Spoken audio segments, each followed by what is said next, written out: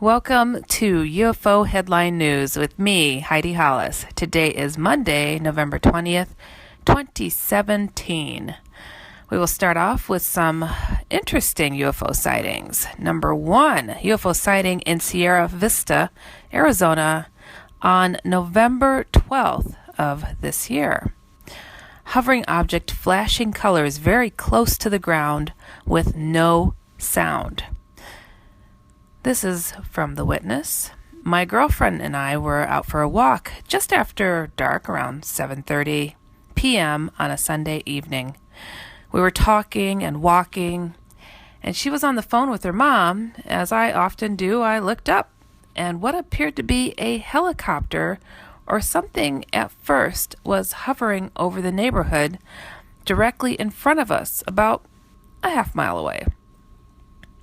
It was flashing red, white, and then blue, and it was motionless for some time.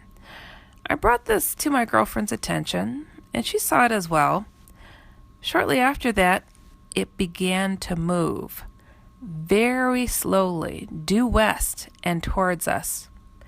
It was dark, and the object, other than the lights, was either too high or too small to see much shape other than the triangle made out by the lights, as the white light in the middle and the red and blue lights were on either side.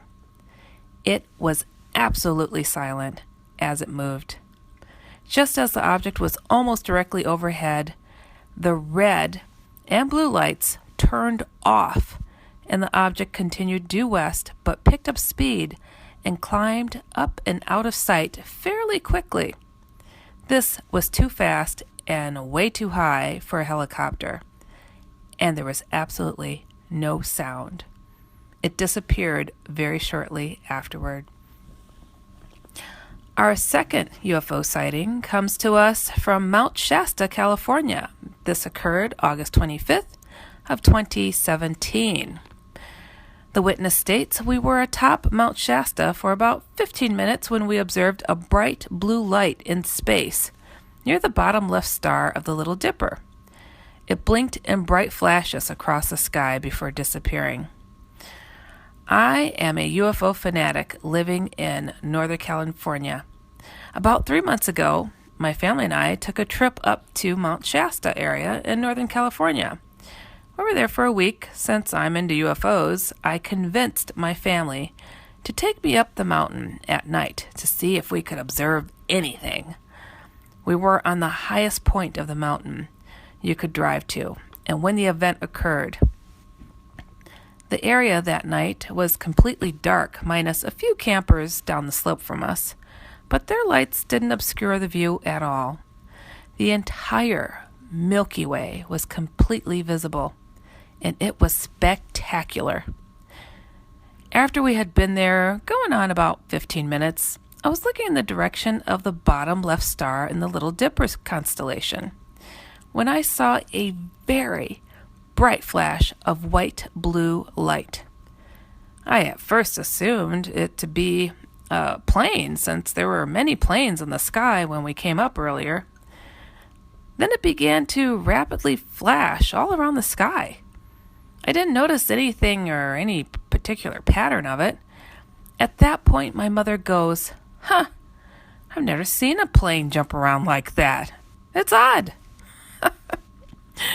The thing was making insanely fast 90-degree angle turns and literally teleporting across incredible distances that nothing on this planet can do. I grew up next to an airport. I have seen military planes and aircraft all my life. This was not a human build. A human going that rate of speed would be killed by the insane G-force in those turns. Plus, I've never seen a conventional aircraft do a 90-degree angle turn in less than 1 second, and then be in a completely different position just like that. It lasted for about 2.5 minutes, then disappeared towards the upper part of my field of view. There were 3 witnesses to this event. None of us have ever seen anything like it before. I have actually nicknamed it the Blink. Our next sighting, the witness states, my husband, teenage son, and I were driving back through Arizona to South Dakota and California, where we lived. We were driving down a highway in a small mountain foothills region of Arizona. My husband was driving, son was in the back seat, and I was up front in the passenger seat. Suddenly, over the top, and very near to the top of a foothill, small mountain, to my right, coming from the west, appeared a massive, dull, black jet type of aircraft. It was looming and moving very slowly at a low altitude over the top of the foothill. My husband caught it in the corner of his eye and slowed down. This thing flew right in front of us, flying over the highway and slowly disappeared over the mountain on the east side of the highway. We were stunned. Whoa! What was that? I asked my husband, who was a Vietnam veteran. He couldn't see it as well as I, because he was driving.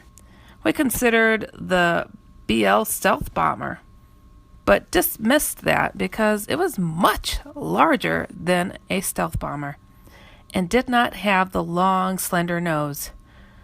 My husband thought it might be some kind of experimental military aircraft. It was solid, had the shape of an aircraft, but seemed like a one-piece unit with very large wings and possibly a tail section. The general shape was triangular. Additionally, there were no markings anywhere on the craft. It was flying very slowly, at low level, and wasn't making a sound. It was eerie and unexplainable. We didn't like it. It seemed out of the ordinary and brazen. I was thinking ballsy. Coming in so low, flying so slowly, in plain view, without seeming to care who caught sight of it. It was menacing due to the sheer size of this thing. I remember wishing I had a camera to have captured it on film. Thought no one would believe us if we could describe it. After a few minutes of pondering the thing, we didn't talk about it anymore. What happened? Oh, that's it. Amazing. All right, next story. This story comes to us, UFO sighting in Gobernator Mayor, Santa Cruz. On 2002, this is April 4th of 2002.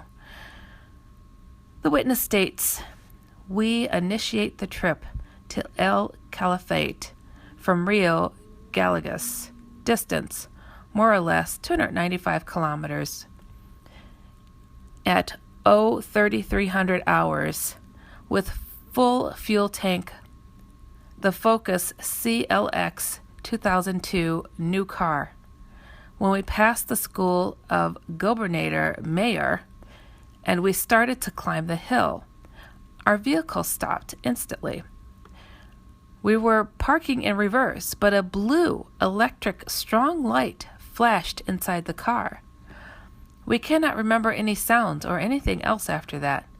We woke up 25 minutes later, set our clocks and cellulars.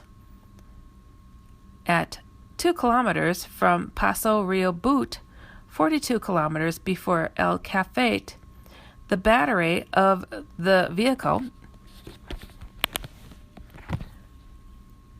are melted. The batteries are melted. Oh my gosh. The crystals are scratched and in part broken. The 4 tires are deflated and the lateral paint has bubbles. The fuel tank is practically full. The car looks to be in the direction of Rio Gallegos, to behind. This is some broken English, so I'm trying to piece it together.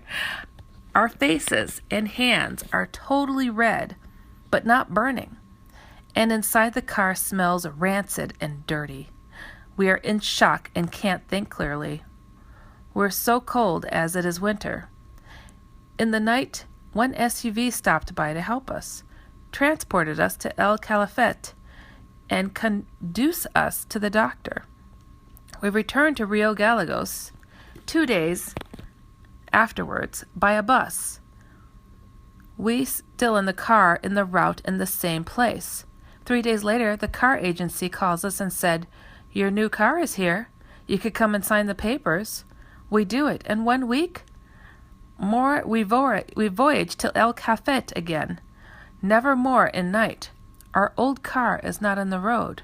We don't know who bought us the new car. We don't know what happened, but we are not scared. Wow, that is absolutely amazing. Okay, moving on to an alien abduction scenario, although that one prior just sounded like an alien abduction scenario. This was posted November 15th of 2017. The witness states, "I am now 33, and when I had the abduction with the entity, I was around 10 or 11. I remember, I think it was 12 a.m. or 1 a.m., but I can't be sure. I remember I was on the floor in my mom's room by the window, and my mom was asleep in her bed. She always kept the door closed at night. I woke and saw her door open, and I remember hearing this buzzing kind of noise and flickering and power going out in the apartment. And I was still laying on the floor with my pillow and blankets. It started to get a little humid, and there was an entity over me, straight at me, staring right at me. I remember it being very tall, and its eyes were pitch black, and not shaped like teardrops like a lot of people describe, but more human-like, but bigger. It didn't have a mouth or nose, but slits kind of for both. It was dark and hard. It was a grayish-brown entity, and the head was kind of rough, bumpy. I remember not being able to move or scream. All I remember was I was scared. I don't remember how long it took and looked at me, or anything, or if it even took me. My mind is blocked, and I don't remember anything. I remember that I was so scared that I started to cry, and it left very quietly and quickly, and I was not sure how it got into my mother's house. After a tiny bit, the buzzing noise went away, and electricity flickered. I was then able to move, and I described for my mom what happened, and she woke up to comfort me. Wow, that is a mind-blowing experience. And here goes another abduction scenario. This story was posted November 15th of 2017, and they state this took place January 2015. The witness states, "Abduction. I found myself reliving it over and over. At first, I was consumed with it. I couldn't get off my mind after a day or so. I started to be able to let go of it enough that I could function. I was so consumed that all I could do at work for 2 days was recall what I remember and put on a paper. Speaking of my head, I had a real dull headache all day the day this happened. I woke up at 2 a.m. It happens often, always 2 a.m. I remember looking at the clock. I felt a presence in my room, but was not alarmed at all. More like a feeling of secure. Next thing I know, I was walking out back in the porch because I was asked to. There was a large figure standing next to me, and whoever she was, she felt like I knew her. She did not speak a word, but I understood thoughts coming from her, and she made me feel calm. When I looked at her, I could feel her smiling at at me.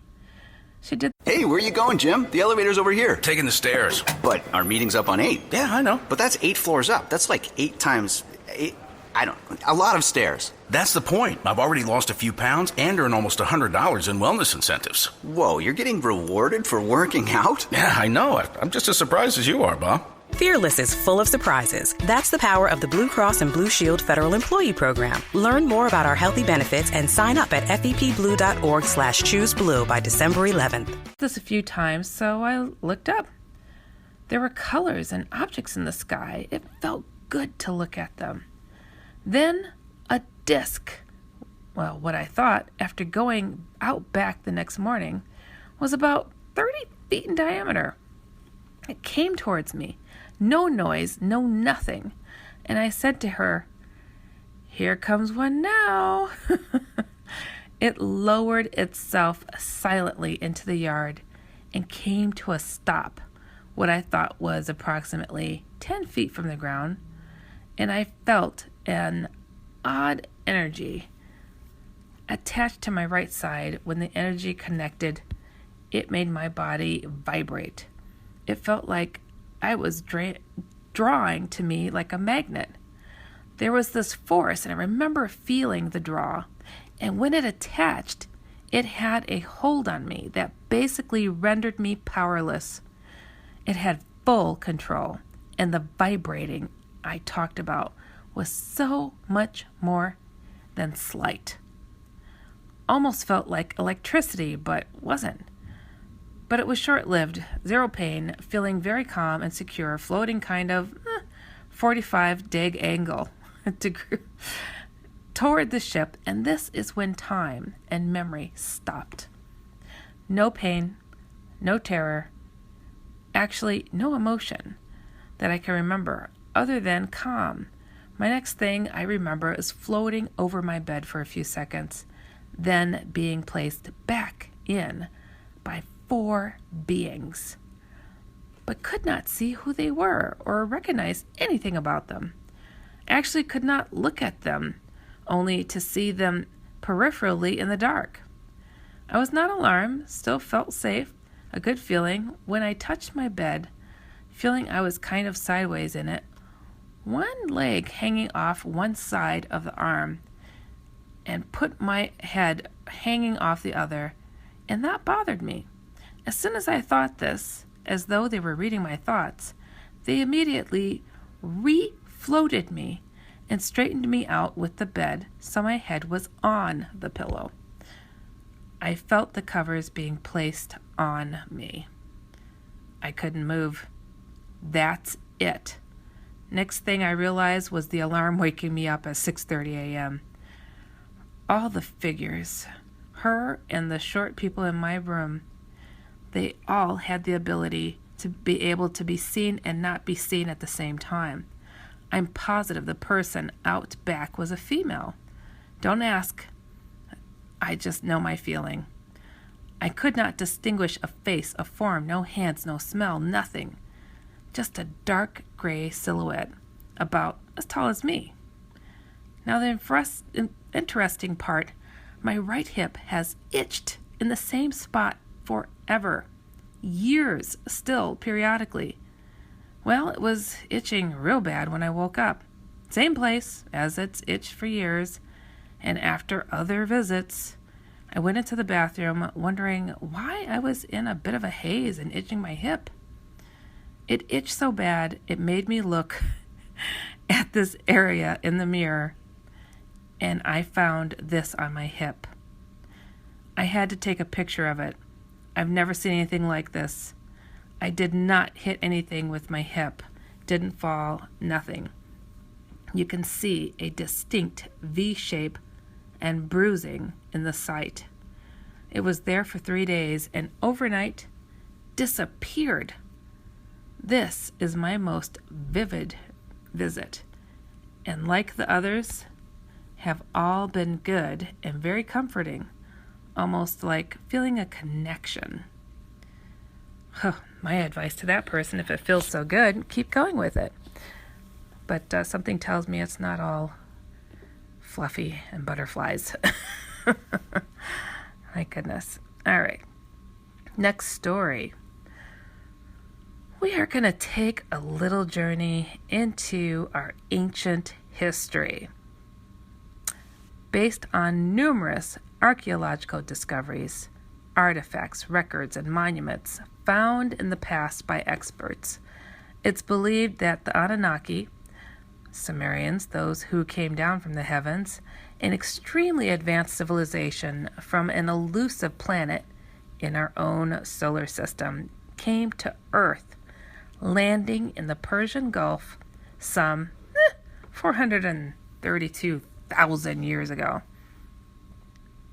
In the last couple of decades, numerous controversial discoveries have been made which challenge mainstream researchers and their views on history and human evolution. Every time we write about the ancient Anunnaki, we come across much discomfort from various sides of readers.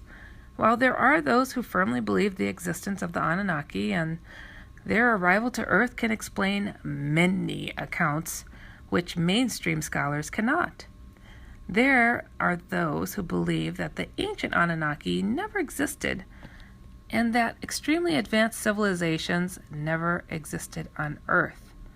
However, in the last couple of years, a lot of researchers are changing their methodology and starting to think open and open-minded.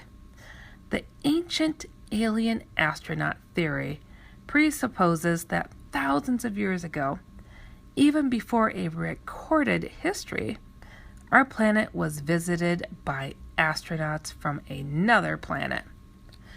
Whew, gosh, go figure how that happens, huh? Intelligent beings with technology beyond our own today. Many archaeologists around the world consider modern-day Iraq as the cradle of civilization. Between 3500 and 1900 BC, the Tigris and Euphrates River were the home of the Sumerian people who prospered in the region. Today, when we read or seek information about the Sumer and the Anunnaki, or the people that inhabited that part of the world, we come across controversial author Zecharia Sitchin. In 1976, author Sitchin published his personal translations of the Sumerian texts in a series of books called The Earth Chronicles. According to Sitchin, the clay tablets describe an alien race known as the Anunnaki, who came to Earth to mine gold. Sitchin practically suggests that extraterrestrials visited Earth in the past because their home planet needed gold to survive. Based on numerous archaeological discoveries, artifacts, records, and monuments found in the past by archaeologists and linguists, Sitchin indicates that the Anunnaki, Sumerian, those who came down from the heavens, an extremely advanced civilization from an elusive planet in our solar system, came to Earth, landing in the Persian Gulf some 432,000 years ago. This advanced civilization colonized our planet, and their sole purpose was to mine large quantities of gold. Approximately 250,000 years ago, according to Sitchin, the ancient Anunnaki merged their alien genes with that of Homo erectus and created a species known as Homo sapiens, obtaining as a result a genetically species that is bicameral. However, humans were a hybrid species and could not procreate.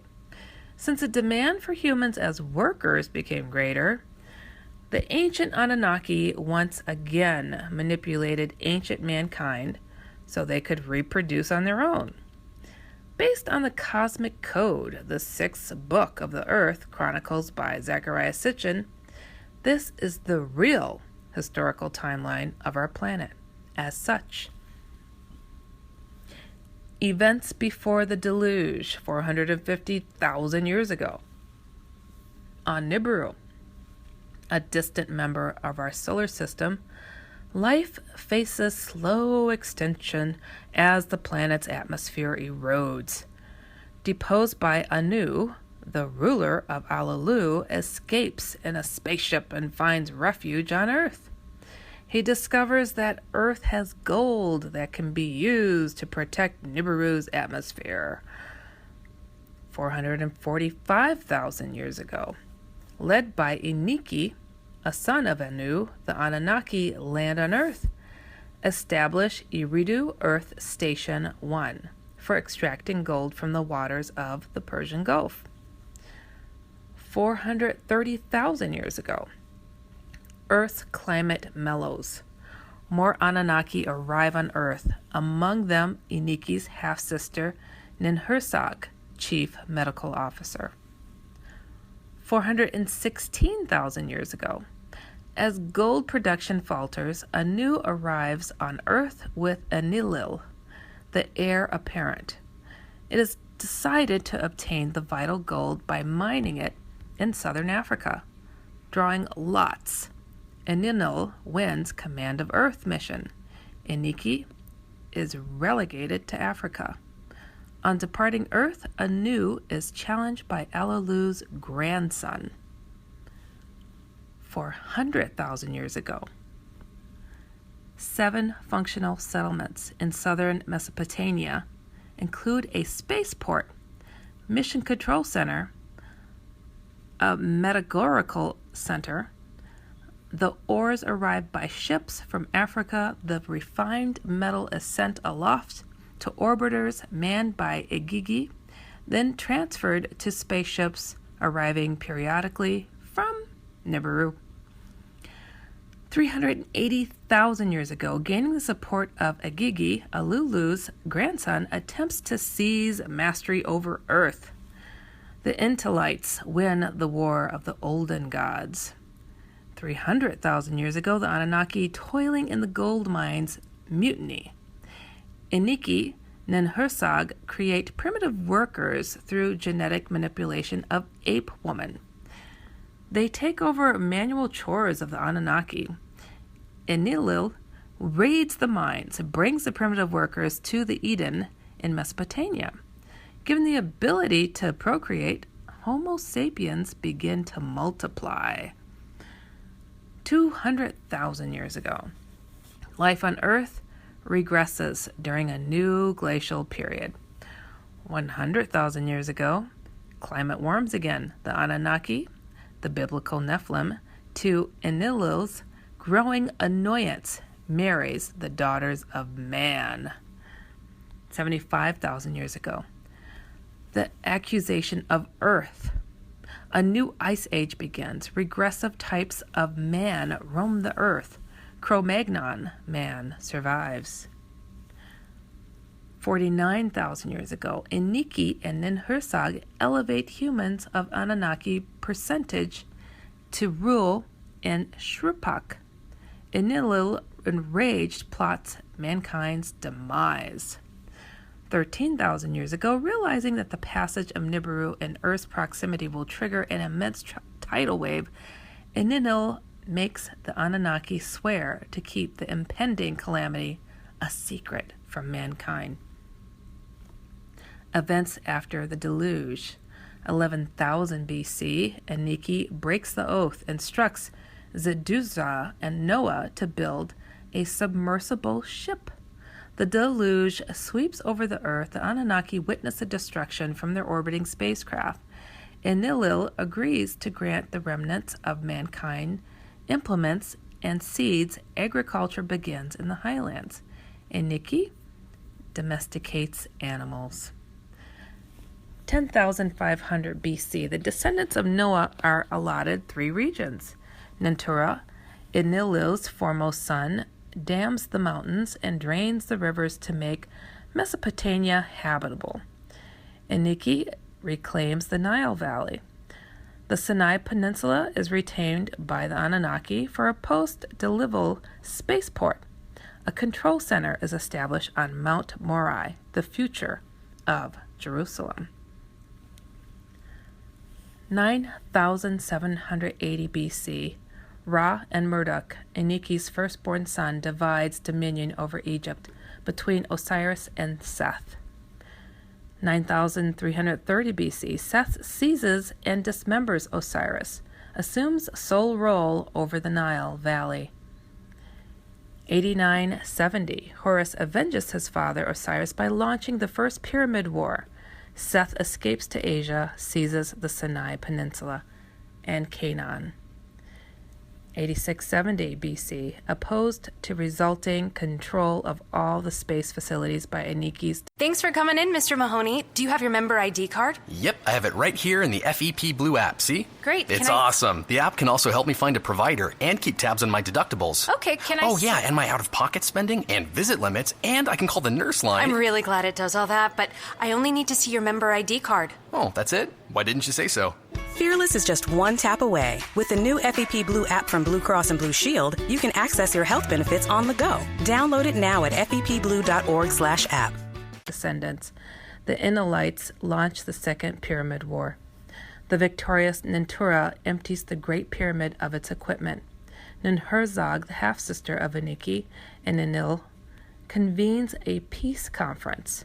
The division of Earth is reaffirmed. Rule over Egypt transferred from the Ra-Marduk dynasty to that of Thoth. Helipius built as a substitute beacon city. 8500 BC, the Anunnaki established outposts at the gateway to the space facilities. Jericho is one of them. As the era of peace continues, the Anunnaki grant mankind new advances. The Neolithic period begins. Demigods rule over Egypt.